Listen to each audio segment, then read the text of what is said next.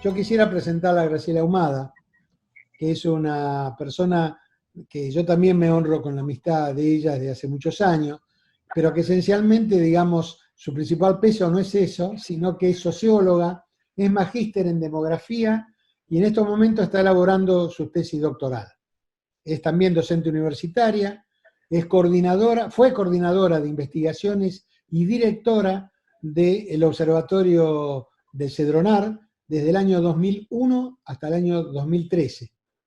Es consultora para el Observatorio Interamericano de Drogas, de la CICAD, de la OEA, desde el 2014 hasta la actualidad, y es coordinadora del componente Observatorios Nacionales de Drogas del Programa de Cooperación entre América Latina, el Caribe y la Unión Europea en políticas de droga desde el año 2016 hasta la fecha.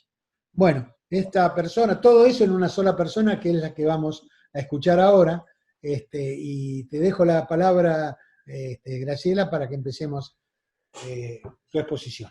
Bueno, primero muchas gracias Jorge por esta invitación, la verdad es que para mí es un gusto estar acá y de algún modo es la primera vez que estoy usando estos dispositivos para presentar, ¿no? Así que bueno, espero que esto sea ágil, espero que la conexión soporte y si hay algún problema, por supuesto, nos vamos avisando, supongo, ¿no? Por supuesto, sí. Mi idea por ahí es en 25 minutos más o menos hacer como un pantallazo de los principales temas. Jorge lo que me planteaba era, bueno, ¿qué pasa con los problemas de drogas y la famosa pandemia, digamos, ¿no? Hoy todo, el contexto del COVID-19 y la situación de pandemia nos llama a reflexionar sobre muchas cosas y casi a todo ponerlo en relación con el tema, con los fenómenos de drogas pasa lo mismo y bueno, entonces mi idea es, como el tema de drogas es un tema muy complejo y y da para conversar casi sobre cada uno de los aspectos mucho tiempo, me pareció interesante poder plantearles algunas cosas, dejar planteado, por ejemplo, una primera cuestión es una corta reflexión sobre el surgimiento del problema de las drogas, el marco internacional en el que surge, luego hacer una reflexión sobre los principales problemas regionales y nacionales, los problemas estructurales, los de siempre, los recientes, o sea, de los últimos 10 años, 5 años, depende, y los nuevos, lo que tienen que ver, digamos, con esta situación de pandemia. Y finalmente, digamos, una pequeña reflexión sobre lo que son los desafíos para las políticas públicas, ¿no? Que me parece que ahí también nos interesa a todos, ¿verdad? Entonces, ¿cómo hago yo para ver que no me tapen las fotitos la pantalla? Achicá las fotitos con el guioncito que está arriba de las fotos. ¿Ah, sí? Ah, no. Ah, con el guioncito. Perdón, ahí está, perfecto. Ah, bueno, muy bien. Ahí está, muchas gracias. La macana es que no los veo, pero bueno, todo no se puede en una pantalla. Primero, bueno, la cuestión de la construcción histórica del problema, ¿no? Porque a diferencia de un tema, por ejemplo, de salud existieron desde que el hombre es hombre o de que la civilización se permitió hacer una reflexión sobre los problemas de salud, ¿verdad? Los problemas de la economía, los problemas del comercio, los problemas de la sobrevivencia de los sujetos, existen desde que la civilización se permitió una reflexión ordenada acerca de por qué esos problemas están existiendo y se han dado soluciones. Bueno, con el tema de las drogas no es así, uno puede situar que el tema de los consumos de sustancias psicoactivas, llamémoslo así, si bien han ocurrido siempre han estado presentes en las civilizaciones antiguas, modernas y en las actuales, como problema para la política, para las políticas públicas, para la reflexión epidemiológica, para la reflexión científica, tiene un momento de nacimiento que está muy vinculado, como casi todo, y acá sí, digamos, la mirada sociológica, estratégica es central, que tiene que ver, digamos, con, se tiene que ubicar en la posguerra, en la situación de posguerra, específicamente cuando las convenciones internacionales de drogas, en el año 1961, establecen lo que se ha denominado en llamar un régimen internacional de drogas desde Naciones Unidas. Naciones Unidas también hay que situarlo políticamente en el momento en el que surge. Aquí voy a hacer mención rápido, no me voy a detener. Luego esta convención se volvió hay una segunda convención fundacional, que es en el año 1971, y finalmente en el año 1988, ¿sí? Que consolidan este régimen internacional de drogas, y que tiene que ver, digamos, y tiene una potencia performativa en su rol de establecer regulaciones a escala global. Es decir, el mundo empieza a reorganizar una serie de cuestiones que tiene que ver con estos problemas a ser controlados. ¿Esto qué significa? Que se ha delimitado y se ha definido un sujeto, un objeto del problema, ¿sí? Se han definido a partir de marcos jurídicos y normas internacionales, tanto regionales como nacionales, un campo problemático que se define fundamentalmente por el pase a la ilegalidad en relación a cultivos y a sustancias. Cultivos y sustancias que antes no eran simplemente cultivos y sustancias. Estoy hablando de la amapola, estoy hablando de la hoja de coca, estamos hablando del cannabis, fundamentalmente las principales, que antes simplemente existían. A partir de estas convenciones existen y tienen un marco jurídico por detrás que regula su producción, regula su consumo, ¿sí? Empiezan a definir políticas y planes de acción a mediano y a largo plazo en relación a estas sustancias, ¿no? Por eso es que aquí se consolida o se va consolidando un régimen internacional que es de monitoreo, es de fiscalización y es de sanción, ¿sí?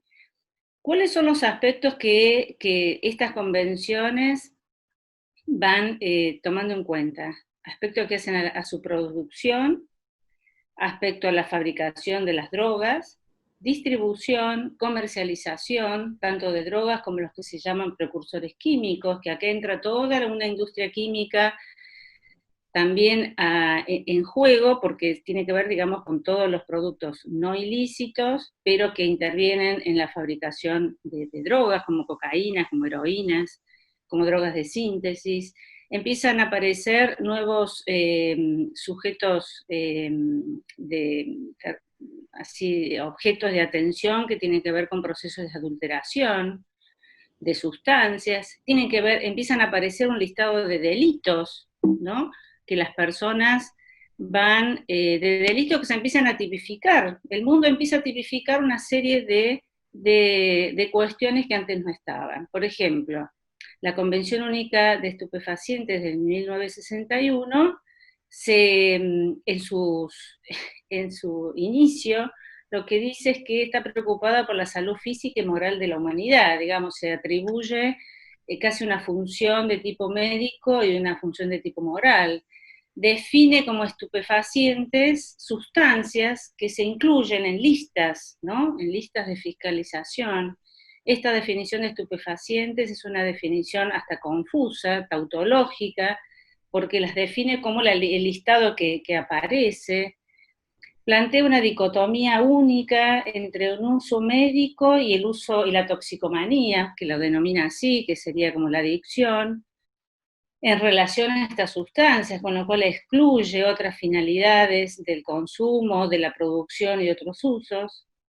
Amplía las medidas de control sobre el cultivo de plantas, sobre todo de plantas que están en el tercer mundo, en América Latina, en el Asia y en el África, puntualmente en Colombia, Bolivia, Afganistán, Myanmar.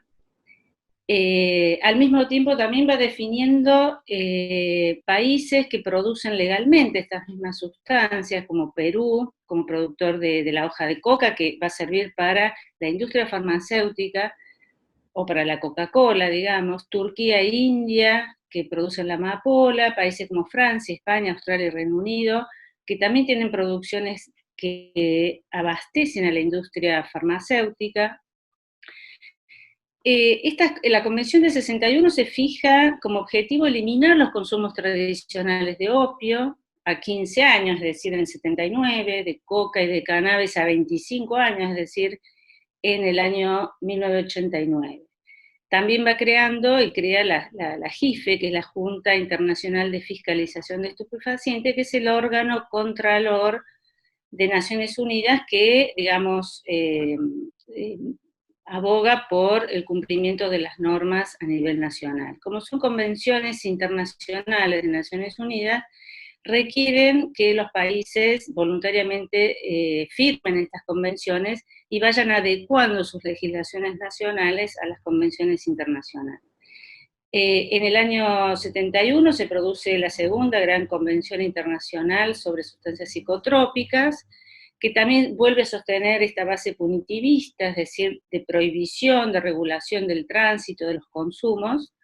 Y finalmente, la Convención contra el Tráfico Ilícito de Estupefacientes y Sustancias Psicotrópicas del año 1988 vuelve a definir un conjunto de dimensiones nuevas asociadas al tráfico de drogas y a los precursores químicos. Es decir, claro, si uno le pone una prohibición a algo, después empiezan a aparecer todas las actividades asociadas a ese algo, a esa producción, la comercialización y demás, que empiezan también a ser definidos en el campo de la legalidad y ilegalidad. Entonces, en ese sentido, digamos, es que este régimen internacional de drogas tiene que ser comprendido, ¿sí? No me quiero explayar más en esto porque esto sería objeto casi de una charla en sí misma, ¿no?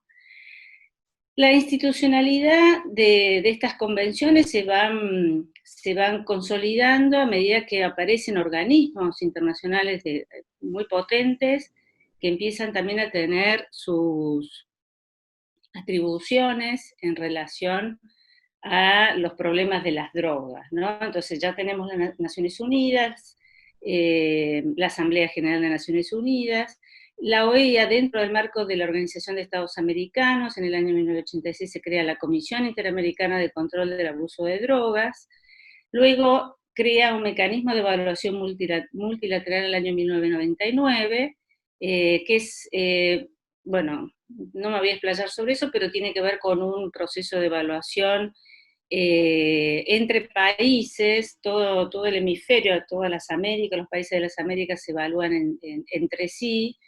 Esto fue una salida política para sacar a Estados Unidos como el único evaluador de la situación de drogas en la región. En el año 1996, la Unión Europea se da su propio ámbito de drogas que tiene que ver fundamentalmente con la creación del Observatorio Europeo de Drogas y las Toxicomanías, Europol y toda una serie de instituciones que hacen al desarrollo jurídico, policial, de fiscalización al interior de la Unión Europea. Luego, en la década del 80 y el 90, se crean las Comisiones Nacionales de Drogas en los países de América Latina y el Caribe. En Argentina se crea CEDRONAR en el año 1989, y así se van creando todos. Entonces, empiezan a haber una multiplicidad de oficinas, programas, acciones, planes, con financiamiento diverso y con definiciones de políticas y objetivos distintos, ¿no? Entonces, generando metodología, generando sistemas de información, generando dispositivos que tienen que ver con la prevención, con el tratamiento, con la investigación, que logran niveles de estandarización interesantes y son los que más o menos han venido diciendo, digamos, cómo estamos en relación a estos problemas, digamos, ¿no? En el año del 2011 existe el programa COPOLAR, que es este programa de cooperación entre la Unión Europea y los países de la CELAC, como otra instancia. También podemos hacer lecturas políticas también sobre cómo las regiones se van reorganizando en relación a este tema. Y así estamos, ¿no? Entonces, hace un tiempo que estamos asistiendo a cierta crisis de este régimen internacional de drogas, entendido como un régimen punitivista, donde hay un cuestionamiento generalizado sobre este paradigma, cuestionamiento que viene desde las propias instituciones, del campo político, del campo académico. Hay demasiada evidencia científica que claramente da cuenta de que este régimen no ha cumplido con sus objetivos y al contrario ha generado problemas sociales muchos mayores e incluso problemas que, de no ser por un marco internacional ilegal, no existirían. Es a los donde vamos a, si quieren, hablar un poco más ahora, ¿no? Y bueno, y hay todo un avance de políticas de regulación de los mercados, sobre todo mercados de cannabis. Estos son temas muy interesantes para discutir en otro momento, porque son discusiones en sí mismas, ¿no? Pero lo que me interesa remarcar es que este régimen internacional de drogas generó más problemas que beneficios, y hay casi como un acuerdo generalizado de que este esquema prohibicionista es lo que debería cambiarse. Bueno, entonces, dicho esto, digamos, ¿cuáles son los problemas sociales que se asocian al tema de las drogas, ¿no?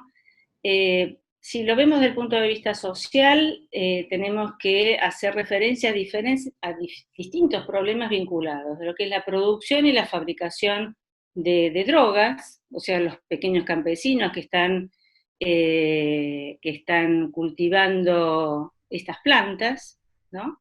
Normalmente son grupos pobres que han sufrido el desplazamiento, sufren migración, han sufrido violencia, por las políticas de erradicación de los cultivos. Tenemos todos los grupos sociales enlazados en la distribución de drogas, ya sea la distribución a gran escala o a pequeña escala, para no hablar solamente de los grupos criminales y las cabezas, que es lo que normalmente se habla, se ve y hasta suenan pintorescos, sino para hablar de la cantidad de gente involucrada en estas actividades como salidas económicas a economías en crisis, ¿sí? Y esto genera todo este problema de drogas y todo lo que tiene que ver con precursores químicos que les mencionaba hace un rato. Hay que entenderlos como personas subordinadas a esta lógica de un proceso económico que es ilícito y que ha demostrado tener altos costos en la calidad de vida e inserción social de las personas. Normalmente la expansión de los cultivos ilícitos a partir de estas convenciones ha estado asociado con crisis muy profundas de los cultivos tradicionales o de producciones nacionales, como el caso de la minería en Bolivia, el caso de la producción de cacao en Colombia, por ejemplo.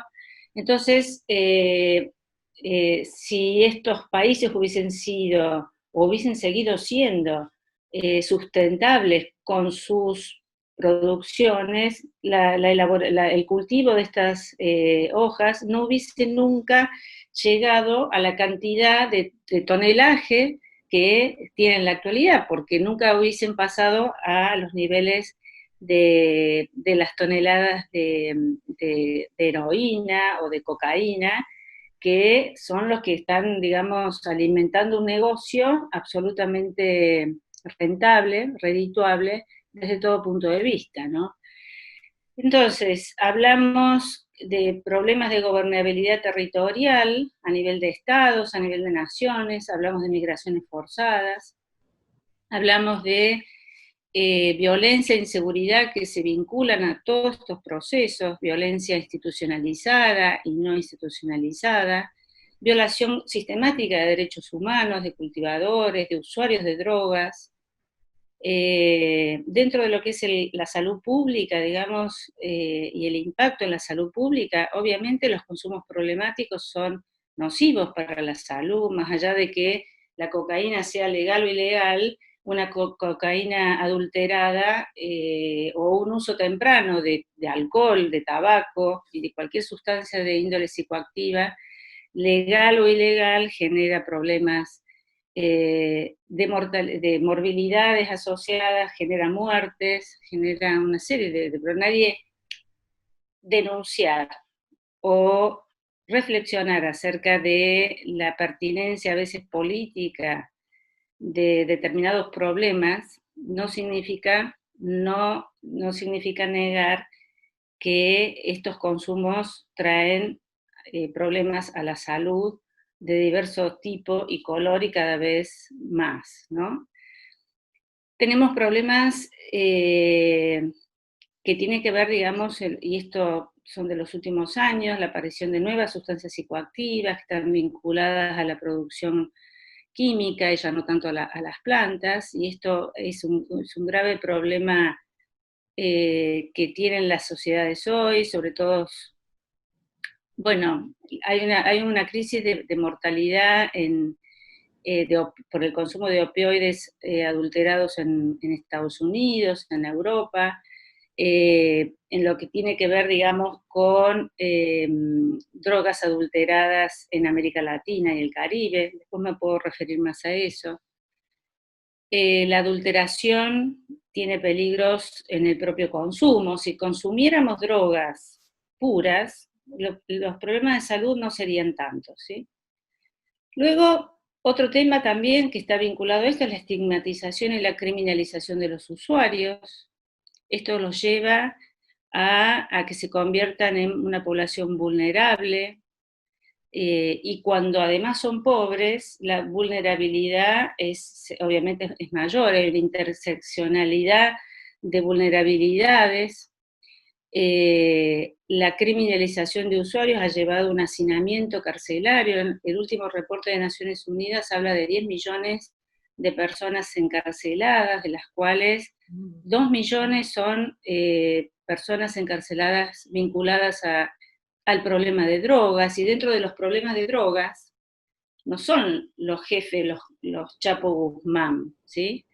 Son los vinculados al menudeo, son los vinculados a la venta callejera, pequeñas organizaciones criminales, con lo cual sobre ellos pesa, digamos, todo el ejercicio de violencia policial, que también a veces, y muchas veces, el tema drogas es usado como la gran excusa para el control social y territorial de poblaciones. Tenemos, dada la estigmatización, la criminalización, también tenemos dificultades en el acceso a los servicios de atención. Y si la persona es pobre, tiene triplemente problemas de acceso, ¿no? Eso lo hemos visto en todos los países de América Latina y el Caribe. Europa también tiene lo suyo, pero voy a tratar de referirme a la región en la cual vivimos. Cuanto se es más pobre, la atención es mucho más compleja o casi imposible. Y finalmente también, digamos, consideraciones de género que se asocian al tema drogas. No impacta del mismo modo si son hombres o mujeres, como tampoco impacta del mismo modo si son pobres o clase media o clases altas. Falta con algún hecho con consumo de drogas, o aparecen policiales, o aparecen en sociales, o en cuestiones de salud. Para seguir avanzando, porque también la idea por ahí es que podamos discutir y conversar sobre estas cosas, un escenario más reciente me refiero a los últimos 10 años, en América Latina y el Caribe, es incremento de la producción de cocaína. El último informe internacional de drogas habla de un incremento muy importante, explicado sobre todo por el incremento de la producción en Colombia. Ustedes saben que la cocaína se produce solamente en América del Sur, solamente en Colombia, Bolivia y Perú. Una producción que desde que el problema de las drogas existe se ha quintuplicado, ¿sí? Acá es interesante también ver las distintas políticas nacionales que se han llevado adelante en relación a esto, pero es otro tema. producción de heroína en México, para hablar, digamos, de la región. México está en el tercer lugar mundial como productor de amapola en este momento. Paraguay es el gran productor de cannabis en Sudamérica, Estados Unidos en Norteamérica. Tenemos problemas de violencia, por ejemplo, Centroamérica, que está en el medio de los países que producen, y el gran país consumidor, que es Estados Unidos, tiene un problema de estar donde está, digamos, ¿no? Entonces, más que consumo, porque no tienen los países de América Central, e incluso los países caribeños, no tienen problemas muy, muy fuertes en términos de consumo, sí tiene problemas de seguridad y de violencia asociados al tránsito. Los países de mayor consumo en las Américas son Sudamérica, es Argentina, es Uruguay, es Chile, es Colombia, bueno, Estados Unidos, por supuesto, ¿no? Después, bueno, la epidemia de opioides que les comenté en Estados Unidos, que, ¿por qué es importante? Porque todo empieza en un mundo globalizado, hiperconectado.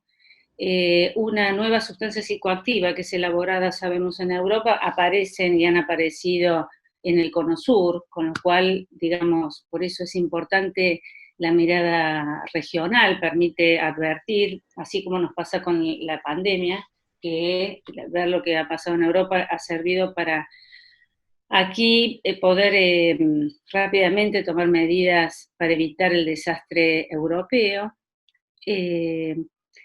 Bueno, hay un incremento generalizado del consumo de sustancias en poblaciones adolescentes y en poblaciones adultas. Convengamos que las políticas de prevención tienen que focalizar en adolescentes, porque cuanto más temprano es el consumo, más perjudicial se vuelve. Y aquí, claramente, digamos, el gran problema epidemiológico pasa por el consumo de alcohol, pasa por consumo de tabaco, pasa también por consumos de drogas de curso legal, como son las benzodiazepinas, ¿sí? Digo esto para no cocainizar el problema de las drogas, pero bueno, es importante dar cuenta de todas ellas. Tenemos una extensión de consumos problemáticos en poblaciones de alta vulnerabilidad social, como las villas de emergencia, bueno, acá en Argentina, lo que es Capital Federal, el conurbano y el Gran Rosario, el Gran Córdoba, que tiene que ver con cocaínas fumables, es decir, son cocaínas altamente adulteradas, que generan mucho más daño sus adulterantes que la cocaína en sí misma. Pasa lo mismo con la heroína. Bueno, esto de las cocaínas fumables es un problema de América del Sur, es un problema de Chile, de Paraguay, de Brasil y de Uruguay. En el caso de heroínas, por ejemplo, que ha aparecido en un fenómeno bastante similar, está ocurriendo en Ecuador. Hemos visto efectos nefastos de la pandemia en Ecuador, que tienen que ver con poblaciones, sobre todo en Guayaquil, poblaciones de mucho hacinamiento y de mucha pobreza, y con estos niveles de consumo también. Bueno, los problemas de encarcelamiento y adicción punitiva, ¿no? Que se le llama esto de que no hay proporcionalidad en las penas, entonces las cárceles están llenas de pequeños vendedores y usuarios de drogas, y no tienen ninguna relación con la magnitud de la pena para otros delitos realmente más importantes. Y un tema también relevante, que ya lo mencioné antes, que tiene que ver con cómo se organizan los sistemas de salud para dar cuenta de esto. Por lo general, para los usuarios pobres, las organizaciones sociales, las vinculadas a las iglesias, fundamentalmente la Iglesia Católica en las villas de Buenos Aires, han generado, han pensado y han desarrollado estrategias de atención y de contención a los pibes con usuarios, a los pibes con consumo de drogas, porque era evidente que estas organizaciones surgieron en la crisis del 2001 para dar comida, y después tuvieron que reconvertirse también en ser dadoras de atención y de asistencia a los problemas de consumo de drogas, ¿no? El famoso PACO en nuestras villas. Ese sigue siendo un tema no resuelto a nivel mundial incluso, porque este esquema de la prohibición genera también esto. Y bueno, y faltan por supuesto políticas con perspectivas de género, políticas de reducción de daño y de prevención de riesgos. Para ir cerrando y para ir focalizando en lo qué ha pasado con la pandemia, que esto pasa lo siguiente, esto lo estamos viviendo, entonces es muy difícil tener información clara acerca de lo que está pasando. Sin embargo, todos los organismos internacionales, sea la OEA, sea la Organización Mundial de la Salud, el Observatorio Europeo, ya han generado algunas líneas de trabajo, de reflexión y de investigación para dar cuenta de algunos efectos que la pandemia está teniendo en relación a esto, ¿no? Sabemos que la pandemia genera aislamiento, estrés, ansiedad, incertidumbre, miedos, problemas para dormir, para concentrarse, etcétera, ¿no? Entonces, lo que parece ser que está ocurriendo, y esto ya lo están diciendo varios países, hay un incremento del consumo de alcohol y de psicofármacos, ¿sí? Especialmente de las benzodiazepinas, y hay una baja en el consumo de drogas asociadas a lo recreacional en adolescentes, que pueden ser cocaínas, éxtasis o anfetaminas. Obviamente por una cuestión de reorganización de la vida, ¿no? Se cierran, en relación al consumo de alcohol, ha habido un cambio en el patrón de este consumo. Lo que se está observando es que ha crecido considerablemente en poblaciones adultas, o sea, a partir de los 30 años, no así en adolescentes, ¿sí? Y esto tiene que ver porque la motivación en el consumo adolescente de alcohol no está vinculado como el mundo adulto de sentarnos a ver una película o cenar y tomar alcohol, sino más bien tiene que ver con un consumo orientado a la previa, a la preparación para la salida y a un espacio recreativo y a un espacio de pares. Los adolescentes la están pasando bastante mal con la pandemia. Hace un rato estuve participando en una reunión de un sistema de alerta temprana en el estado de Florida, en Estados Unidos, y comentaban una encuesta que habían hecho así ahora, en adolescentes, y cómo están viviendo la pandemia, y la verdad que la mayoría, los datos eran preocupantes, porque los consumos habían bajado, pero lo que se le había incrementado era la angustia, la soledad, la incertidumbre, y entonces este es un problema a tener en cuenta, ¿no? Hay mitos, esto lo decía la jefa del área de alcohol de la OPS, de la Organización Panamericana de la Salud, decía, por ejemplo, mitos en relación al consumo de alcohol, que se supone que el alcohol estimula la inmunidad y la resistencia al virus, incluso que estar casi alcoholizado sería como una situación de prevención.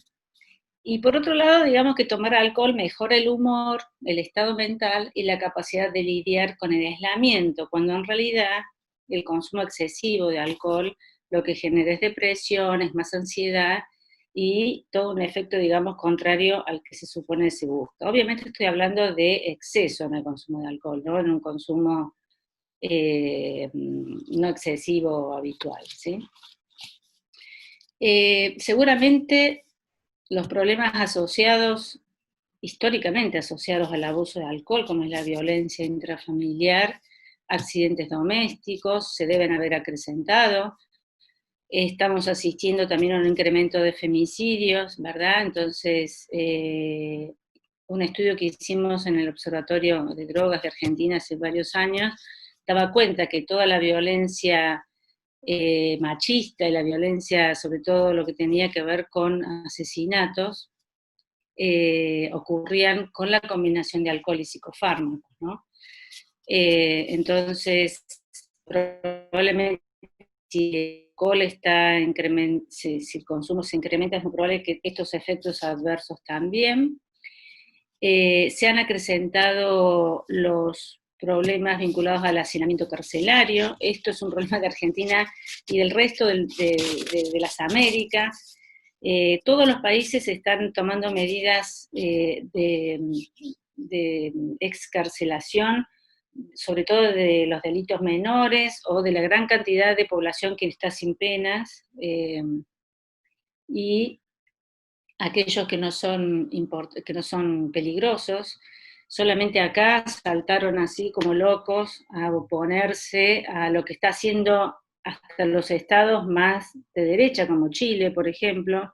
Lo está haciendo Chile, lo está haciendo Colombia, lo hace Italia, lo hace España, lo han hecho un montón de países de realmente alivianar la situación de las cárceles, porque es una situación de hacinamiento histórico, pero frente a la pandemia pone ahí un acento, o sea, es un factor de riesgo impresionante, sobre todo no solamente por ellos que se puedan infectar de manera masiva, sino por la cantidad de camas que van a ocupar, esto lo escuché, algún razonamiento de alguien, la cantidad de camas que ocuparían en los hospitales aledaños, ¿no?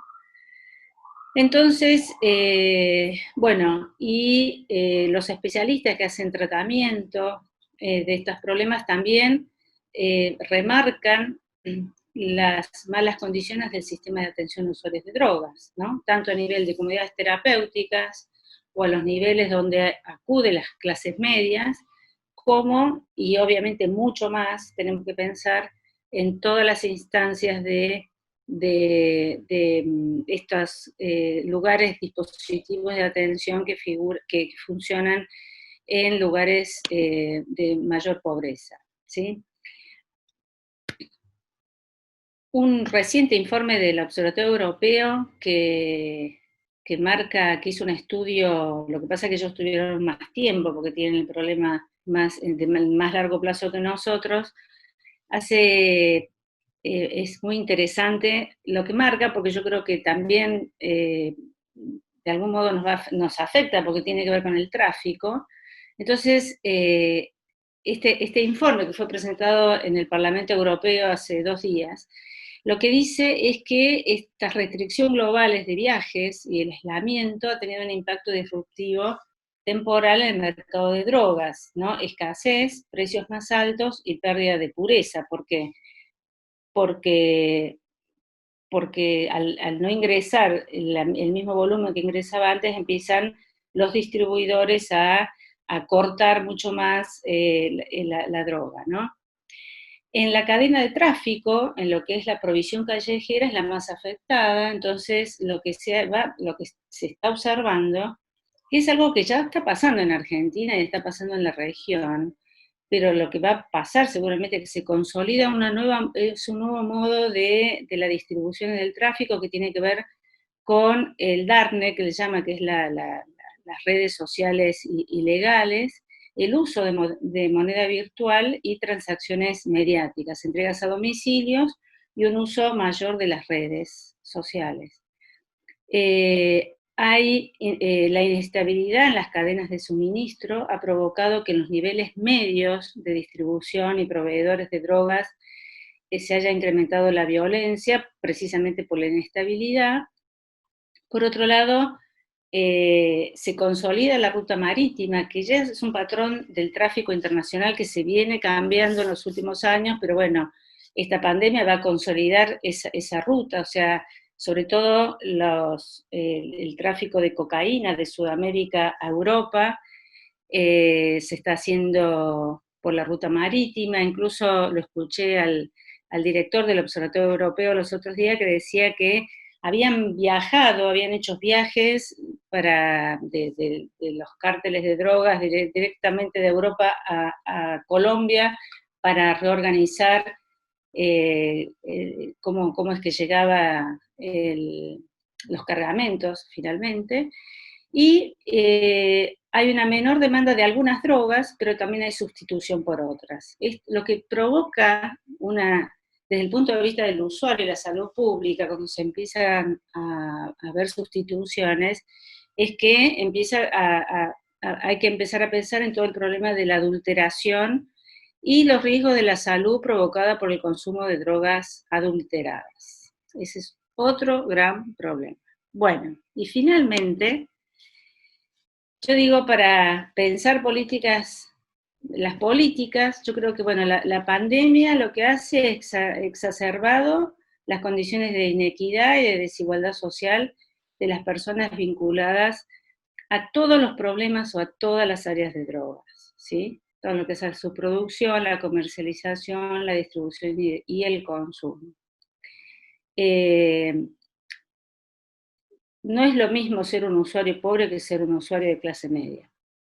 Eso está claro, ¿verdad? Y eso pasa casi con todos. Es importante que es una oportunidad también para diseñar políticas con programas que apunten a mitigar estas inequidades estructurales que vienen fundamentalmente de la condición de ilegalidad, ¿no? Que sumada a la vulnerabilidad social se convierte, digamos, en las situaciones más terribles.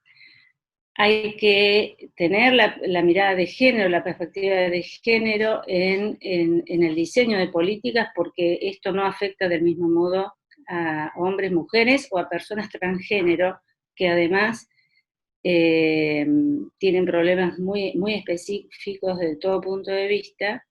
Es importante retomar una idea política de la comunidad organizada y comprometida con estos temas. A mí me parece que el tema drogas tiene que empezar a dejar de ser un tema de especialistas, porque el tema lo vive la gente, y los usuarios tienen que formar parte clara en cualquier usuarios problemáticos o no problemáticos, en el diseño de cualquier estrategia que tenga que ver con su cuidado. Hay que poner énfasis en el cuidado de las personas, y un abordaje más comunitario. Y finalmente la relevancia de los acuerdos regionales para las políticas vinculadas sobre todo a lo que tiene que ver con todo el tráfico, oferta de drogas, porque estamos en un mundo globalizado, porque la comunidad ya dejó de ser nacional y es internacional y regional, y Argentina está en un contexto donde, bueno, la CELAC es un ámbito interesante para fortalecer la mirada del problema y las salidas, ¿no? Bueno, hasta aquí llegué, creo que me fui mucho de tiempo, pero bueno, gracias por la atención. Bien invertido todo el tiempo. ¿Cómo? Bien invertido todo el tiempo, así que... Bueno, entonces, ¿yo cómo hago para verlos ahora? Yo te lo achico ahí está. Ahora nos bajamos. Bueno, entonces ahora quedo abierta al conversatorio. Bueno, vamos, como la idea es hasta desde 1 hora y media, cerrar 7:30, tenemos 40 minutos, hagámoslo ordenado y de una manera que los primeros que hablen no sean los que se lleven el 70% del tiempo, para poder permitir la participación de todos los presentes.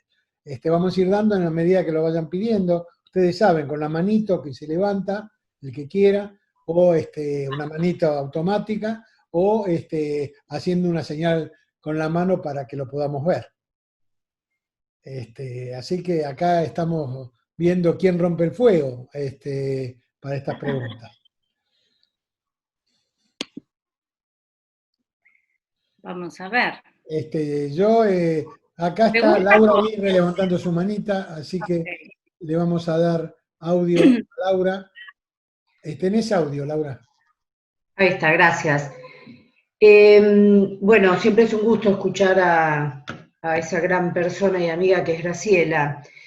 Lo que me interesaría preguntarte, Gra, es si están estudiando los observatorios, porque, digamos, yo observo como dos cuestiones que están como un poco polarizadas, y es, no en tu discurso, sino en lo que está pasando ahora, y sobre todo en el ámbito de la salud, y es una cuestión puntual con el tema del tráfico y de la oferta de drogas, que es, lo expusiste muy claramente cuáles son las observaciones, y algunas cuestiones relacionadas a la asistencia, pero a la asistencia con las personas que ya están en programas de asistencia o de alguna manera en tratamiento. Hay todo otro una amplia población de usuarios de drogas que se han quedado sin la posibilidad de recurrir a lugares donde puedan ser escuchados o atendidos, o en la posibilidad de tomar conocimiento o en la posibilidad de intervenir sobre esa gran población que no está ni en tratamiento ni del lado de la oferta. ¿Tienen algún dato sobre qué es lo que está sucediendo? Particularmente en la pandemia, en este contexto de pandemia, y en el contexto de pandemia son poblaciones que han quedado más marginalizadas aún, es decir, todos los tratamientos, vos pensás que cualquier tratamiento médico de índole común han quedado relegados por esto de que un poco por temor de la gente a acercarse a los lugares, ¿no? Y otro porque todo el sistema sanitario está como focalizado en la pandemia. Entonces, yo creo que estamos en un proceso como doblemente complejo, porque por un lado se exacerban los problemas, porque se exacerban, si pensamos en la clase media, se exacerban estos problemas de consumo en las casas, la ansiedad, la depresión, etcétera. Si pensamos en los usuarios de sectores más vulnerables y demás, los problemas están mucho más acrecentados, pero yo creo que están en mejores condiciones, depende de la política que se haga con ellos, porque cuando el abordaje es comunitario y la salida se plantea como una estrategia comunitaria, todo les va a resultar más fácil. Yo creo ahí que, esto lo tiro, no sé, yo creo que las clases medias encerradas en sus propias casas están más en riesgo a veces que los sectores más populares que están en peores condiciones habitacionales, pero al menos tienen un contexto más colectivo, siempre y cuando obviamente haya programas y haya políticas que favorezcan ese modo de estar resolviendo una problemática de manera conjunta. Eso es lo que me parece. Habrá que ver, y yo creo que debe haber ejemplos de todo. Ayer lo escuchaba a Kicillof cuando comentaba la estrategia que tomó la Villa Azul, que fue una estrategia, es cierto que es una villa pequeña y demás, una estrategia bien colectiva y bien organizada, con toda la asistencia desde afuera para que pueda conjuntamente sobrellevar y no expandir más el virus. Debe haber experiencias de todo tipo y color, me parece. Yo creo que las salidas colectivas siempre son las mejores, ¿no? Muy bien, gracias Graciela. Hay otra Graciela que está levantando la manito y le vamos a dar el micrófono. No, todavía no tenés micrófono. Espera un segundito, por favor.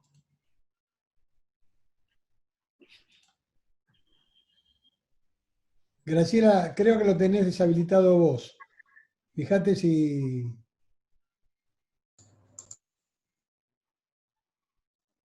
Ahora sí, ahora tenés micrófono.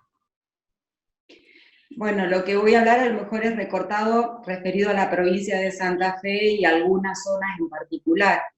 Pero recién ahora hay dos situaciones. Las de las comunidades, las comunidades terapéuticas es una, donde el gran problema, más allá de la gente que ya venía con un tratamiento, el gran problema que nos encontramos es para el acceso a la comunidad terapéutica, por el tema de los protocolos.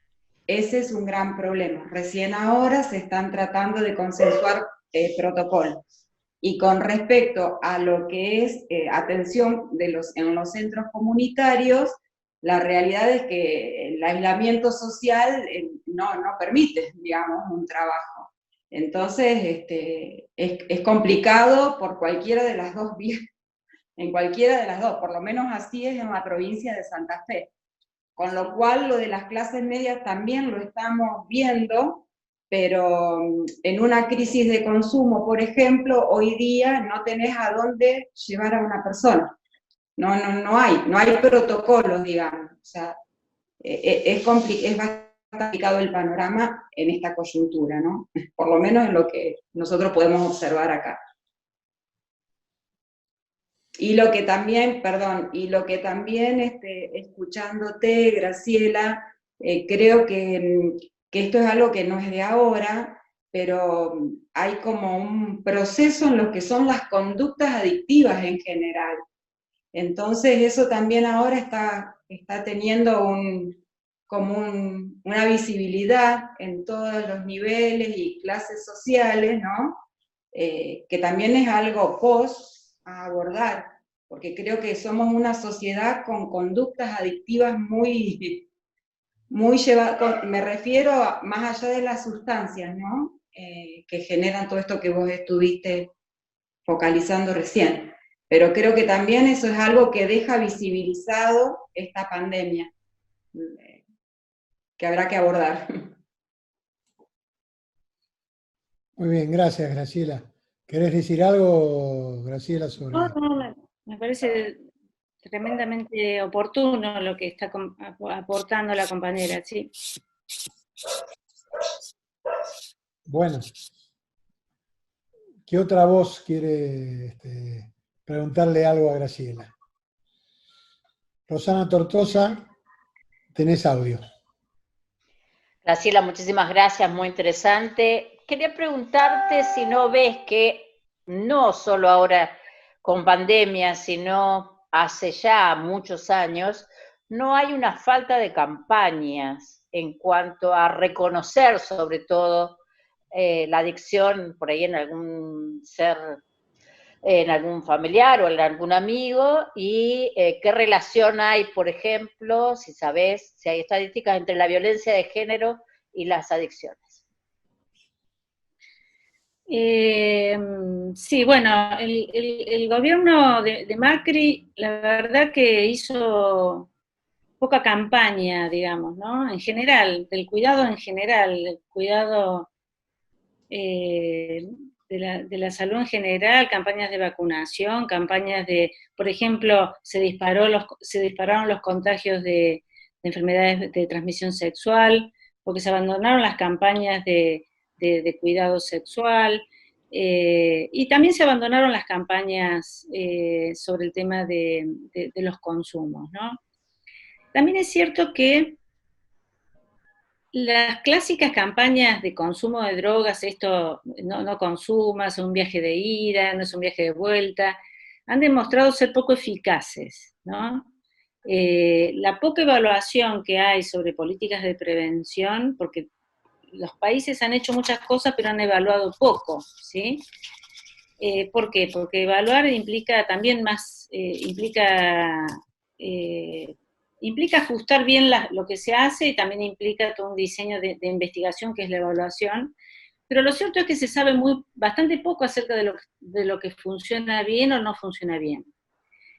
Pero la clásica campaña de la droga te mata, eso no funciona en adolescentes, porque además no es cierto. ¿Se acuerdan con el Paco, que decían el Paco te mata? Hay usuarios de Paco de 20 años y no se han muerto. Tienen otros problemas respiratorios, problemas mentales, pero no se han muerto. Se han muerto, por ejemplo, de violencia callejera, de disputas por territorios. De eso se han muerto los usuarios de pasta base, más que de consumo, ¿sí? El alcohol está más asociado a las muertes por cirrosis, por ejemplo, o las muertes de accidentes de tránsito están más asociadas al consumo de alcohol. Más o menos el 27% de los accidentes de tránsito están asociados al consumo de alcohol. Entonces, hay como una idea a veces equívoca acerca de lo que son las sustancias, ¿no? Los consumos de cocaína están asociados a ASB, por ejemplo. Entonces, eso por un lado, pero yo creo que todo el trabajo de prevención está más vinculado a modelos de país, a modelos de comunidad, donde haya proyectos que incluyan a los sujetos, que a campañas específicas con el discurso de la droga. Por otro lado, pensar un mundo sin drogas es una ilusión, es como una pretensión totalitaria, escribió alguien alguna vez, porque el problema no es el consumo de sustancias, el problema son los abusos de sustancias, ¿sí? Si no, vamos a caer, se cae, digamos, en un discurso prohibicionista, cuando en realidad lo que hay que evitar es población joven que consuma, porque es mucho más perjudicial en un adolescente que en un adulto, un manejo de las dosis, un manejo de, sobre todo en la población adulta. Cuanto más tempranos son los inicios del consumo, mayor es el riesgo de que genere uso problemático e incluso otro tipo de enfermedades, ¿no? Y la segunda pregunta, ¿cuál era la que me habías hecho? Una era de las campañas y la segunda... La relación entre la adicción y la violencia de género. Ah, y la violencia de género. Bueno, la violencia de género, que está muy asociada a violencia intrafamiliar, ¿sí? Está tremendamente asociada al abuso de alcohol. Y es acá donde, si uno ve epidemiológicamente los problemas, por ejemplo, en los países de América Latina y el Caribe, lo que se va a encontrar fundamentalmente es un problema de abuso de alcohol. Cuando uno ve violencia, cuando uno analiza la vinculación entre delitos y violencia, aparece alcohol y psicofármacos. Cuando analizas accidentes de tránsito, intentos de suicidio, te aparece alcohol y psicofármacos, ¿sí?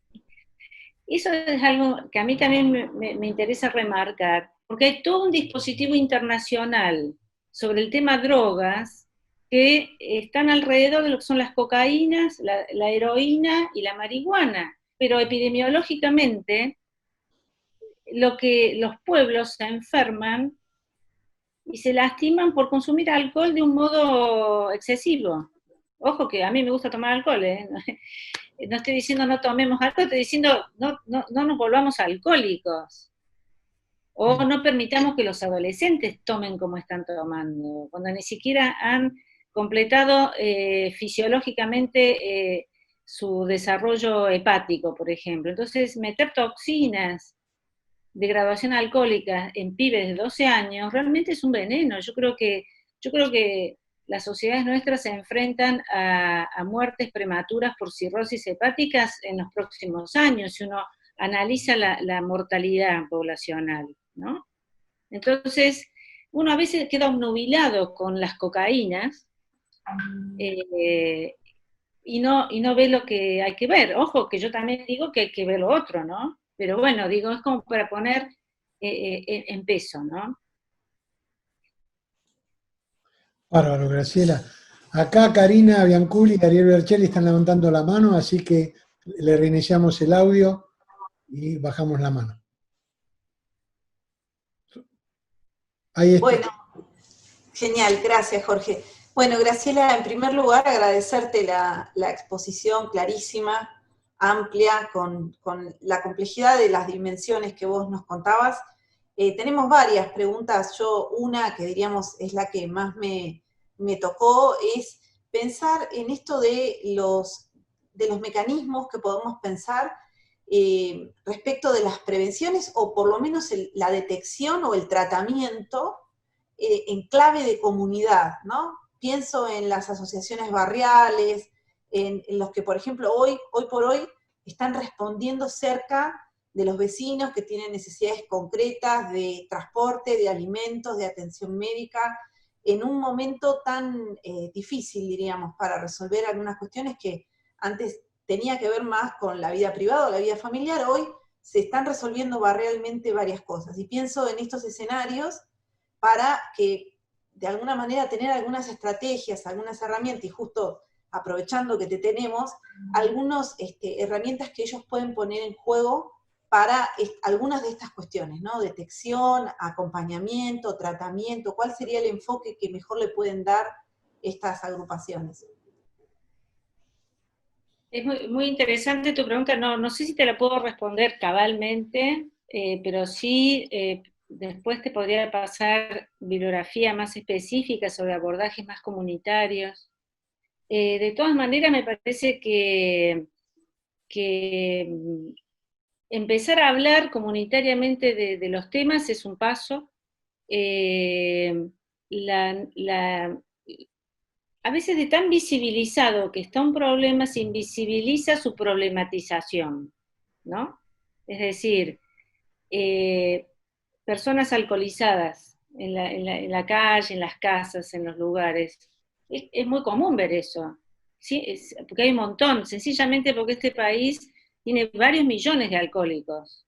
Solamente por eso lo vemos, porque están. Ahora, de tanto verlos, uno es como que dejó de problematizarlo. Ahora, ese sujeto llegó a ser un alcohólico por una serie de procesos familiares, personales, afectivos y sociales también. Entonces, ahí hay como dos caminos, me parece. Cuando ya tenés el problema, bueno, acudir, no dejarlo que continúe casi como en el abandono, ¿no? Es un sujeto que hay que acompañar, hay que tratar de acercarlo a algún lugar para su cuidado. Una persona en ese estado ya necesita una mirada más profesionalizada, ¿verdad? Pero en aquellos que están, que uno los va viendo, que no sé, semana tras semana toman de más, bueno, no, habría que evitar que eso avance. Ahí donde, digamos, el diálogo, la contención, yo creo que es muy importante. Si la comunidad empieza a tomar nota de los indicios estaría bueno, sería mucho mejor. Lo que pasa es que está muy naturalizado, y es lo que no hay que seguir naturalizando, por todos los problemas que acarrea, ¿no?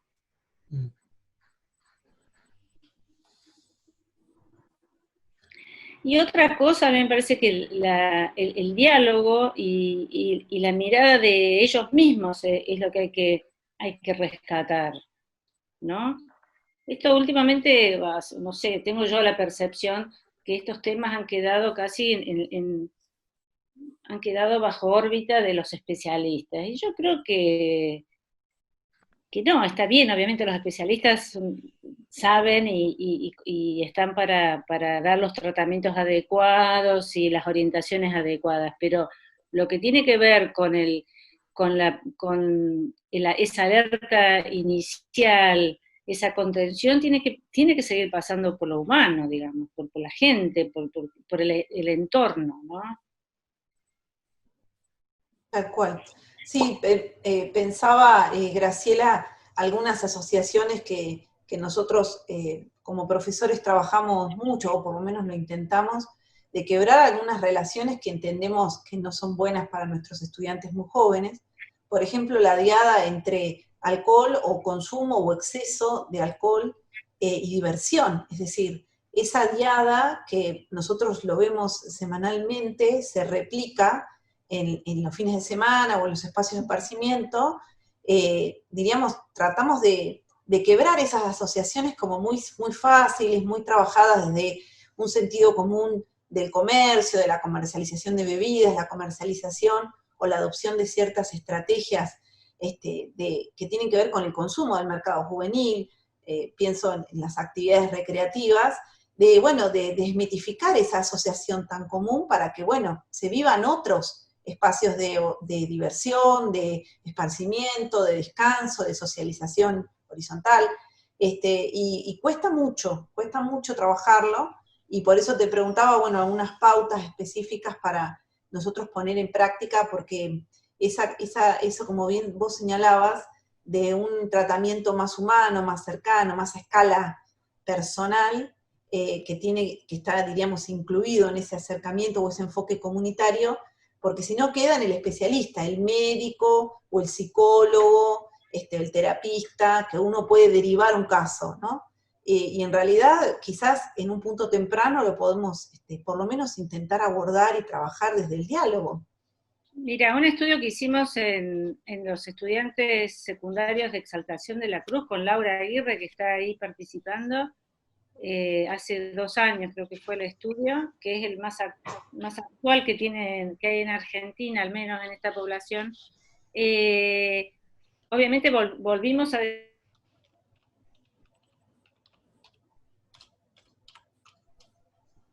Me parece que se perdió. Se nos ha frisado la conexión. Graciela.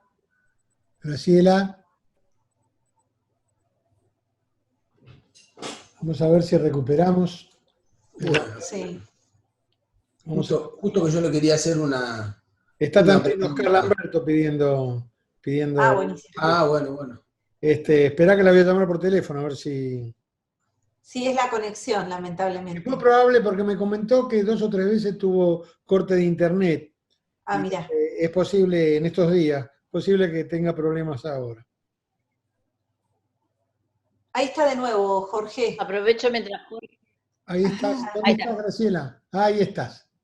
Ahí está sin audio, ¿eh? Está sin audio, Jorge. Ahí Ahora está. está, ahora está. Ahora estoy. Ah, bueno.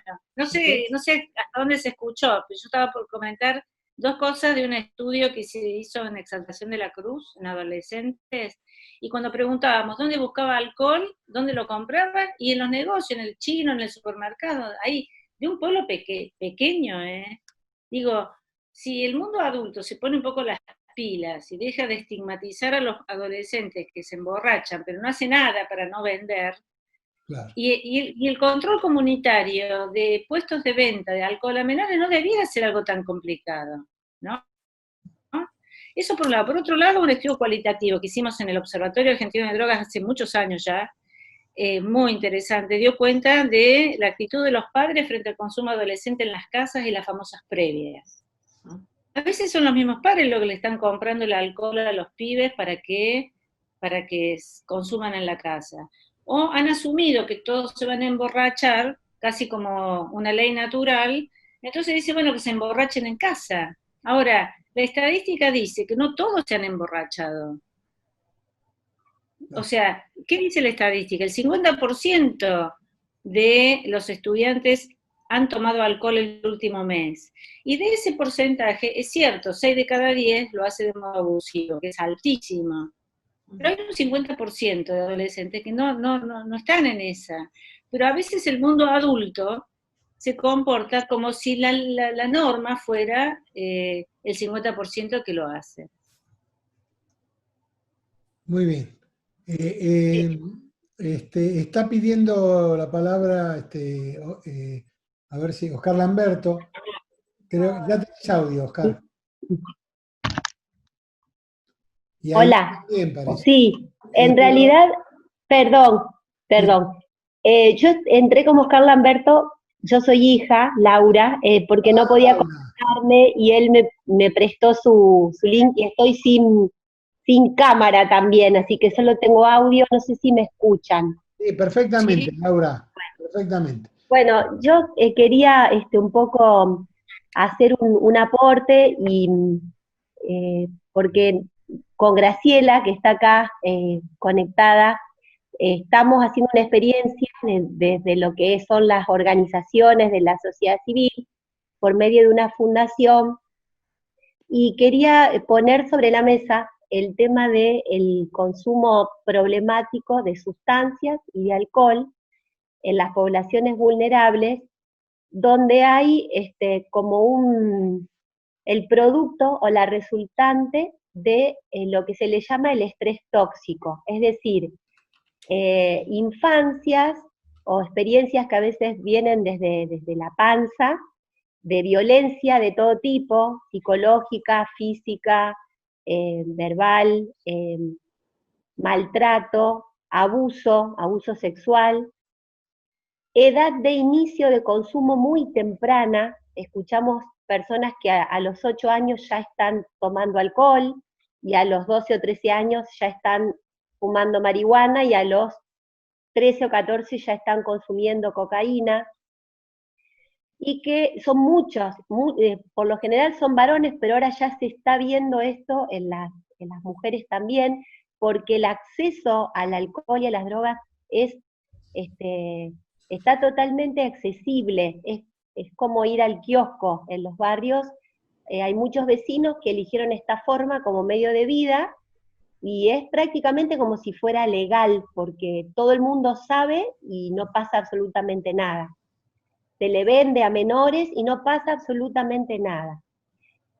Pero hay un tema, o sea, es lo que está sucediendo y es lo que ya sucedió, donde hay un alto porcentaje de población joven en la pobreza estructural, que es la resultante de todo esto, en los cuales ya hay problemas severos de salud mental, que no llegan a la salud pública de ninguna vía, es decir, no hay ningún tipo de diagnóstico, pero después de muchos años y de investigar y de experimentar, se puede ver que se convive con la psicosis, la psicopatía, las esquizofrenias, producto de todo, ¿no? No se sabe qué es causa y consecuencia, pero sin dudas las sustancias tienen mucho que ver en este tipo de trastornos, donde empieza a haber conflictos con la ley penal, pero también hay un sistema penal que no repara, tampoco funciona, hay mucho delito que ni siquiera llega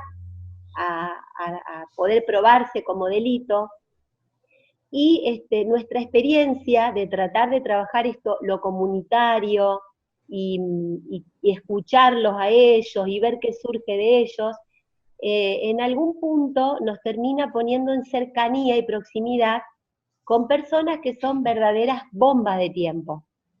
Son bombas de tiempo, es muy difícil que puedan ejercer sus derechos, son un peligro para ellos mismos y son un peligro para todos quienes los rodean, a veces sus hijos, sus parejas, los terceros vecinos que forman parte de la comunidad, y realmente ahí no hay absolutamente nada, no funciona nada. La ley de salud mental prevé algunas herramientas, como pueden ser las medidas de protección, pero nadie toma esa posta, el sistema de salud no la toma, el sistema de seguridad no la toma.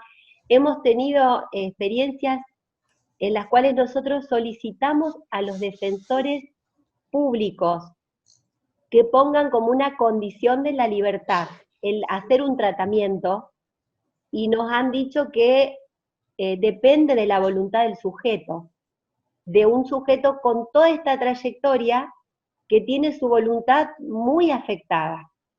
Y bueno, yo lo quiero traer sobre la mesa porque esta población no demanda políticas en adicciones, no demandan ellos, y a veces sí se ve a las madres hacer todo un peregrinar por el municipio, los hospitales, pero cuando hay que poner lo que hay que poner en un tratamiento de los que estamos acostumbrados, de lo que conocemos como tratamiento, no hay con qué, no hay con qué acompañar un tratamiento. Entonces, yo creo que ahí el Estado tiene que poner un poco más, tiene que poner mucho más, porque ahí se juegan muchos de todos estos problemas de inseguridad y de violencia de género, donde se pone el foco, no sé, en estas campañas, pero estas personas no salen de un repollo, es producto de infancias con todos los derechos vulnerados, y de esto, de que un niño pueda consumir alcohol y esté naturalizado, o que pueda consumir una sustancia como la cocaína a los 12 años y esté naturalizado. Eso quería un poco, no sé si hay dentro del público personas que estén teniendo experiencias de participación en organizaciones sociales, que son las que verdaderamente están cerca de esto, las iglesias, las ONG, a veces algunos, como el movimiento Evita, este tipo de organizaciones son las que están con el cuerpo puesto ahí, pero no vemos que haya una política, porque parecería tampoco que hay una conciencia de la magnitud del problema. Así que quería compartirlo y preguntar también si hay otras experiencias, cómo se están abordando. Bueno, muy bien. Graciela, ¿querés contestar? Y hay una pregunta hecha por si alguno quiere aportar algo, ¿no? No sé si alguien de los participantes quiera decir algo. Yo conozco experiencias en estos sectores, fundamentalmente, ya sea en los países limítrofes, como acá, de los sectores de la iglesia, que son los únicos que han quedado en esas barricadas. Son los únicos. Los estados no han llegado. Y más allá de cualquier gestión política, ¿no? Acá me parece que ya, como bien lo marcaste, creo que lo has marcado con una claridad meridiana. Entonces, sí, lamentablemente es así, y y además en contextos de empobrecimiento, ¿no? Es decir, las poblaciones de Argentina y las poblaciones de otros países de la región han profundizado las inequidades, ¿no? Entonces, a veces, incluso los procesos de recuperación económica y social que se vivieron en la primera década de este siglo, en la década no han logrado incorporar a núcleos muy duros de pobreza ya tremendamente más estructural, ¿no? Entonces, si bien ha habido un conjunto de políticas que han incorporado un montón de personas, pero aún así hay un problema de la inequidad y un problema de la desigualdad que no ha sido resuelta, y han quedado núcleos muy duros, donde yo creo que ahí requieren de abordajes mucho más específicos y con mucha plata. O sea, un gobierno tiene que estar dispuesto realmente a poner mucha plata en esos espacios, y bueno, sí, eso es lamentable, pero es así. Bueno, yo no sé si Aide Regol quería hablar, sí, y como estamos llegando a la hora, le damos a Aide, le damos también a Karina y a Ariel, que también me había pedido, y cerramos más o menos en horario después de este diálogo tan intenso y tan rico, ¿no? Tenés, Aide, si es que habilitás el micrófono, tenés micrófono.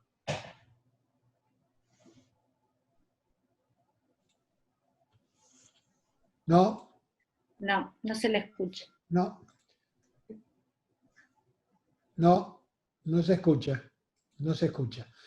Recién tuviste el micrófono abierto, tratá de intentar de nuevo. Mientras tanto le vamos a dar a Karina para... Ahí está. Ahí está. Ahí está. Aide, tenés audio, Aide.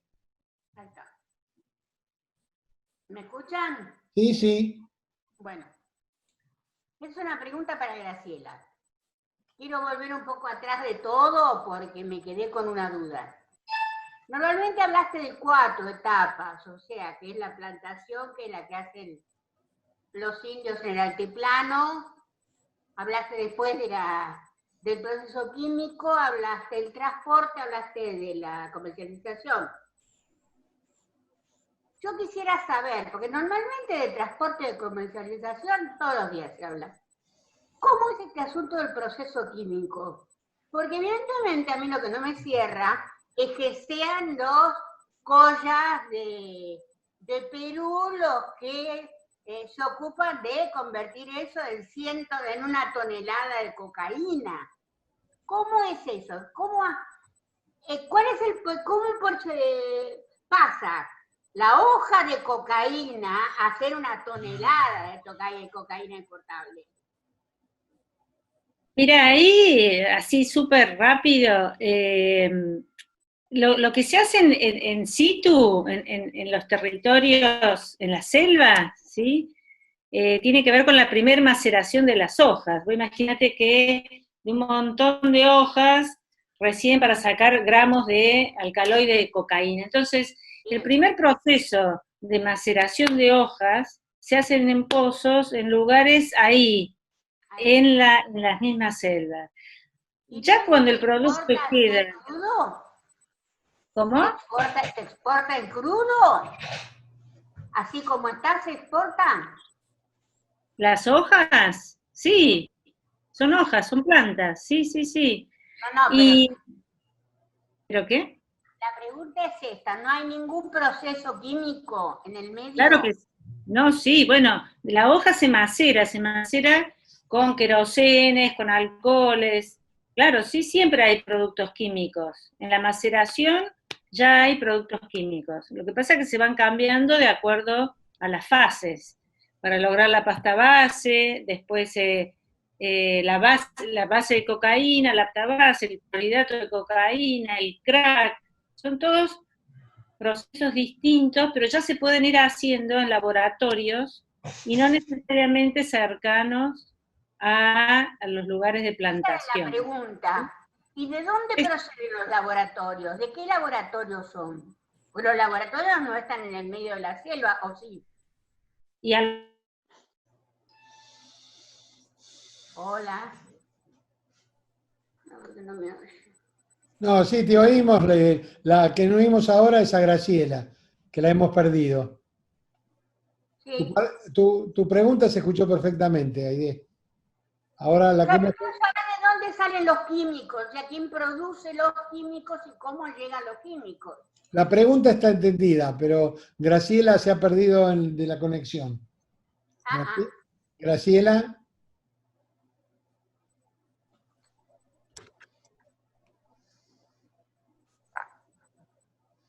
Aparecimos nomás. Bueno, Graciela está conectada, pero se ha perdido la conexión. Posiblemente ha salido ahora, así que va a volver a entrar. A mí me cabe... Le puedo aportar ahí, Jorge, si querés. Bueno, los químicos, nosotros somos grandes productores de insumos químicos. Nosotros proveemos insumos químicos. Sí, sí, por favor. Contestá la idea directamente. Decía para Aide que nosotros somos grandes productores de insumos químicos.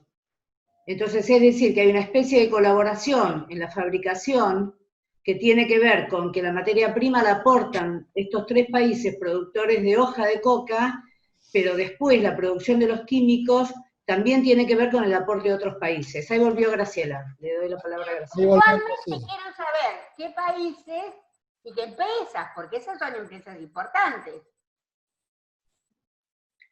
¿Cuáles son las empresas que producen? No, pero los productos químicos que están involucrados tienen que ver con, por ejemplo, querosén. Es, ¿cómo se llama el que...? Yo tenía entendido que el querosén era la cocaína lleva un producto químico más sutil que el querosén, tengo entendido. También, ¿no? Hay otros también, los clorhidratos y demás, pero no son productos así, permanganato de potasio, pero son productos que los laboratorios químicos lo producen, que tienen 2 salidas, una salida ilícita y una salida lícita, por eso se habla de precursores, porque también son usados por otras cosas. Entonces, por lo general los estados lo que hacen es controlar el desvío de esos productos químicos para que son los llamados productos fiscalizados, es decir, tienen que... O sea, que se podría producir legalmente en Alemania, por ejemplo. Podría producirlo. Pero sí, los productos químicos es una industria, la industria química, como decía Laura, Argentina tiene una potente industria química, y la India también y demás, pero eso tiene que ver con todos los negocios que están involucrados en la elaboración de esto. Por eso es importante... Hay una parte que es legal, eso es lo que yo estaba preguntando. Claro, claro que sí. Hay una parte que es legal, o sea, que imbricada con el sistema. Sí, yo diré que sí, siempre, o sea, no se puede comprender semejante extensión de negocios si no hubiera una connivencia con los niveles políticos, policiales y demás. Claro, pero es imposible esconderla. Bueno, claro, sí. Los Gaviria, por ejemplo, tienen esas conexiones, por supuesto que sí, pero ilegales. Mi pregunta era si estas mismas conexiones son además legales. Bueno, a ver, la producción de precursores son legales. Lo que es ilegal es el uso. Si yo produzco 100 y a 100 lo pongo en el mercado legal, es una cosa. Si de los 100 que produzco, 50 va por un lado y 50 va por el otro, ese 50% es una comercialización ilícita. Y eso está penado por la ley. Eso son delitos que la ley de drogas los ha tipificado. Muy bien. ¿Sí? Bueno, Aide, gracias. Vamos a hacer el pase, pasando la hora para Karina y vamos cerrando. Abriste un tema que es muy importante y que merece una profundización más amplia, digamos. Que ¿dónde están los que meten la mano en la lata? Este es el asunto. Bueno, Karina, tenés audio. Bueno, en realidad quería hacer una pregunta yo, pero nos quedamos bastante sin tiempo. A mí me gustó la intervención de Graciela. Yo tenía una pregunta que en realidad tenía que ver con, por ejemplo, el modelo uruguayo de legalización del cannabis. Y si había, claro, efectivamente, si podíamos pensarlo, ¿no? Aprovechando el foro del día después, pensar en un mundo en donde finalmente esta cuestión oscura de los precursores, más quiénes son los productores, etcétera, se va dejando de lado y se comprende tal vez que estas industrias muy lucrativas a nivel internacional son también industrias y que de repente Estados Unidos o varios países de América Latina están experimentando con la producción de diferentes plantas y que la planta, efectivamente aclarar que la planta no es algo ilegal, que lo que está ilegal efectivamente es algo vinculado al tema de un consumo que puede generar también consecuencias negativas para la persona, etcétera, ¿no? Eso me parece que quedó claro. Pero la pregunta es entonces si nosotros podemos ir pensando en una política que a su vez atienda el desarrollo industrial. Pienso también en las cuestiones vinculadas a los opiáceos y en la epidemia de opiáceos en Estados Unidos y en algunos países de Europa, ¿no? En general, en todos los psicofármacos más bien que se pueden conseguir en las farmacias, ¿no? Y entonces, como bien lo explicaste, tiene tantas aristas tan complicadas, que me parece que si hay algunos países en la región que tienen algún modelo, que no digo que sea exitoso, porque hay que evaluarlo, el modelo uruguayo, al menos en la cuestión del cannabis, si tienen eso, y hay algunos que ya están experimentando con esa cuestión, a mí me gustaría ver en la Argentina también esa experimentación. Lo que está claro es que al menos esta parte de la política ni siquiera está pensándose hoy en día. Ya desapareció incluso hasta de la agenda de los candidatos que estaban rankeándose para la presidencia. De hecho, siempre aparecía el discurso punitivista de control social vinculado al tema de lo ilegal, pero nunca se veía la cuestión, no, ni siquiera abolicionista, como decir, bueno, dejemos de lado la cuestión de la sanción. No, vayamos directamente a verlo desde un plano económico, obviamente atendiendo a quienes tienen problemas de adicción. Porque lo que queda muy claro, Graciela, de tu intervención, es que los problemas de adicción no tienen que ver con sustancias, sino tal vez con personalidades, con construcciones de sujetos. Y entonces nosotros estamos perdiendo de encontrar buenas soluciones o de minimizar de problemas de adicción con algunas sustancias porque no estamos entendiendo cuál es el problema. Dicho sea de paso, nosotros acá trabajamos mucho sobre la cuestión tecnológica. Y una de las preguntas vinculada a la cuestión de adicciones es qué va a pasar en estos momentos de aislamiento con el tema de las adicciones a Internet, a los videojuegos y demás patologías que son bastante serias.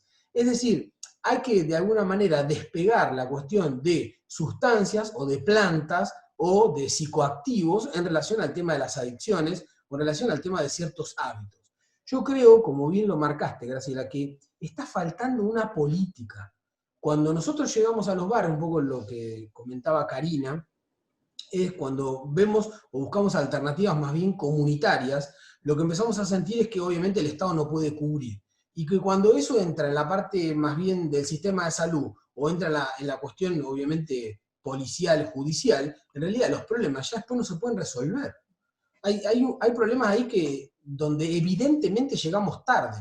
Lo que nosotros necesitamos en la Argentina, pensando el día después, es una política integral al respecto. Porque hay muchos elementos de todo esto que son una industria y que perfectamente podrían ser una industria para el crecimiento de la Argentina. Es decir, tenemos tantas aristas que, bueno, me surgió la cuestión del modelo uruguayo, pero bueno, tenía que ver con todas estas cosas. Así que llegué medio tarde para la pregunta y el comentario, pero también sirve para la próxima. Sí, pero tres cositas con eso. Primero no hay que confundir legalizar, despenalizar y regular. Son tres cosas distintas, ¿sí? Yo creo que lo que sí o sí, y de ahí y hacia allí van muchos países, es a despenalizar. ser un usuario de cualquier sustancia no te puede convertir en un delincuente, porque te pone en el plano de lo ilícito y está chau, no podés conseguir tratamiento, quedás estigmatizado y todo lo que ya comenté. Primera cuestión. La legalización es volver legal algo. El modelo uruguayo es el único modelo en el mundo que ha legalizado desde la plantación del cannabis hasta su venta, ¿sí? Ahora, es una política pública, a mí es muy interesante todo el planteo político de por qué se hace. Se hizo con el objetivo de separar del mercado ilícito. Para Uruguay era para separar la venta de las cocaínas de la venta de cannabis, de marihuana fundamentalmente, ¿no?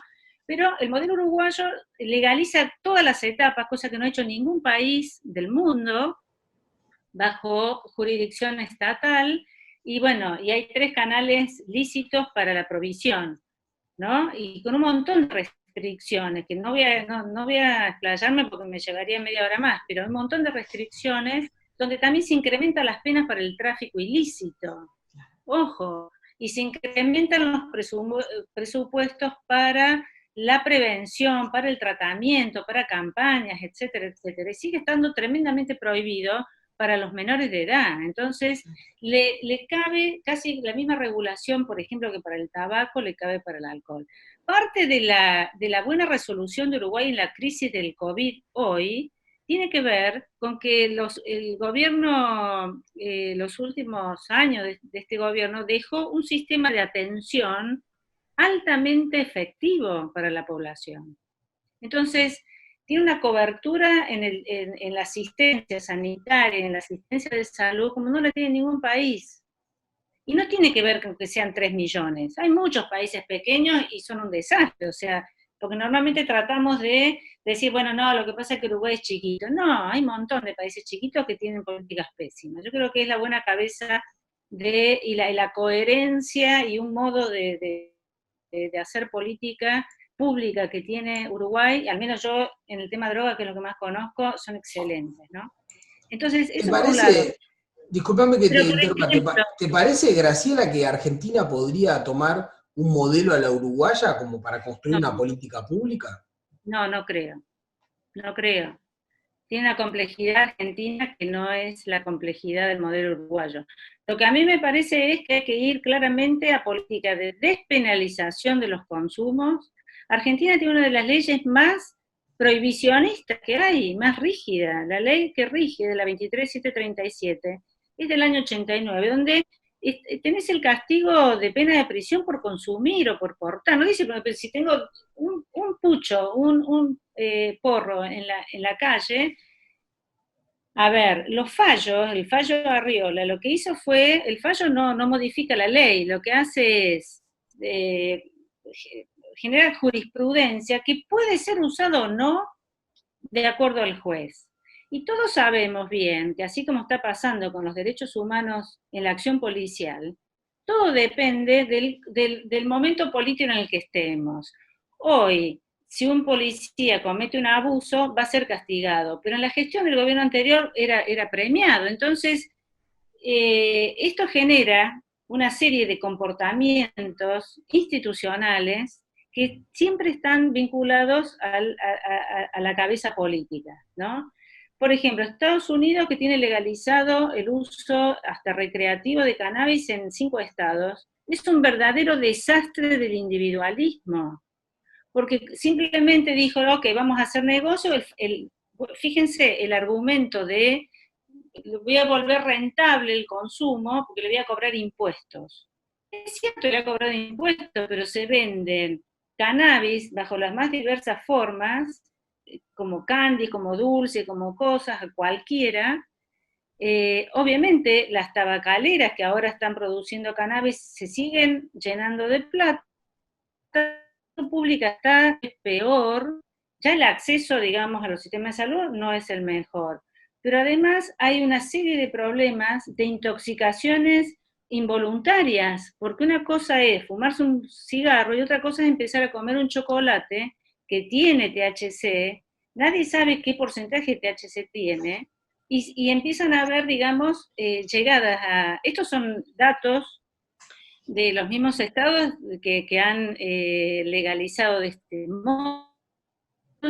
El problema no es si legalizamos o no legalizamos, la pregunta es cómo construimos una sociedad lo más equitativa posible, con bienestar, cuidando la salud de las personas, y tampoco coartando libertades en el sentido de, tampoco nos vamos a volver unos talibanes del consumo, ¿no? Por eso digo, fijarse estrategias de protección de población y demás es como importante.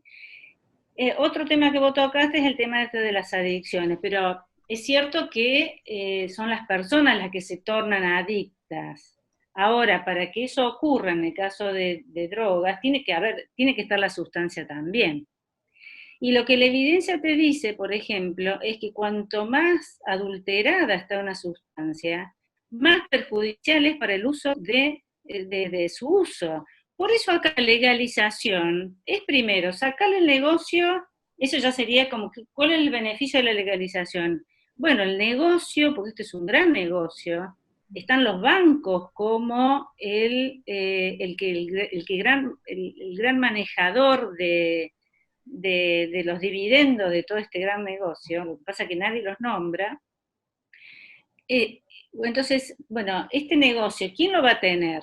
La primera pregunta. La segunda pregunta es, si volvemos a algo no prohibido, ¿podemos regular su calidad? Sí. ¿Podemos decir que la cocaína... Miren, Naciones Unidas hizo un estudio, se llamó Project Cocaína, ya no me acuerdo en el año, pero hace muchos años. Los resultados que decían que el consumo de cocaína de alta pureza no era tan perjudicial para la salud. Obviamente, ese estudio nunca fue dado a la luz oficialmente porque el discurso médico ahí espuriamente también a veces acompañaron las normativas, ¿no? Entonces hay que demonizar determinados consumos. Ahora, por ejemplo, la pasta base, que es cocaína fumada en Uruguay, se han hecho estudios sobre el adulterante cafeína. Es mucho más perjudicial el adulterante y su modo de consumo que el alcaloide cocaína. El famoso Paco, pasta base, que tiene un 1% de pureza, el resto son todos adulterantes, lo que hace mal, lo que les quema el bocho y el sistema respiratorio a los usuarios, no es el alcaloide cocaína, que está en el 1%, es el resto de fenacetina, paracetamol, alcoholes y otros productos para aumentarles el... Es eso, entonces hay mucha discusión acá. Argentina no produce drogas, salvo que sí se han desmantelado algunos laboratorios que pueden ser de la parte final de la producción del clorhidrato de cocaína, o bien las famosas nuevas drogas de síntesis que se hacen en pequeños laboratorios altamente móviles, bueno, ese es otro tema, ¿no? Pero digo, este tema está atravesado por todo esto, ¿no? La mirada del negocio tampoco puede conducirte, porque te lleva a lo que pasa en Colorado, en Estados Unidos, que es una desgracia, ¿sí? El modelo uruguayo hay que ver, pero hay que ser Uruguay, hay que tener ese tamaño poblacional, esa estructura demográfica, tenés que tener pocas fronteras, es decir, yo no veo que en Argentina algo así sea viable, digamos, ¿no? Pero bueno. Yo creo que está todo el mundo discutiendo sobre cuál es la política de drogas.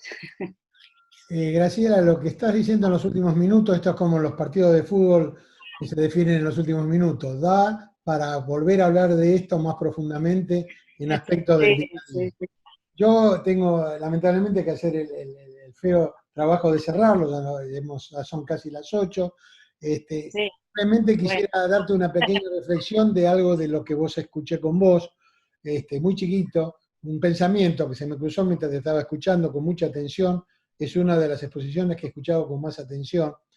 Yo siempre pensé, Graciela, que una crisis para la salud del hombre tan grande y tan prolongada en su sustentación, tiene socios permanentes que hacen que no sea casual de que a través del tiempo se siga manteniendo el tema de la droga. Y pensé que a la droga siempre como un ordenador social, siempre desde la política como un ordenador social. Ahora estoy más preocupado porque ha aparecido un nuevo ordenador social en blanco, que es la pandemia, en donde las sociedades están haciendo cosas, y esto es lo que pienso, no lo reflexiono, te lo estoy reflexionando, están haciendo cosas de control de los individuos de un nivel que 20 años atrás, 10 o 5 o 3 meses, en nombre de la salud, que 20 años atrás, 15, 10 o 5 o 3, hubiesen sido inadmisibles. Entonces a mí me parece que encarar, yo te agradezco mucho esta información porque me permite a mí, en forma personal, agregar un elemento más a algo que me parece que es determinante para que las desgracias humanas sigan subsistiendo, que es la capacidad que tiene de hacer control social que tienen los poderosos sobre los oprimidos y la gente que no puede defenderse. Entonces yo me quedo con esa bolsita para seguir pensando. Te agradezco infinitamente este aporte. Me gustaría en algún momento, si así vos lo disponés, seguir profundizando estos temas, y estás siempre invitada como para participar en lo que estamos haciendo. En nombre mío lo digo, lo mismo en nombre de Karina y de Ariel, porque Ariel está haciendo unos cabezazos que decide, a sentimiento, que asegura, digamos, que lo que lo digo yo está remarcado.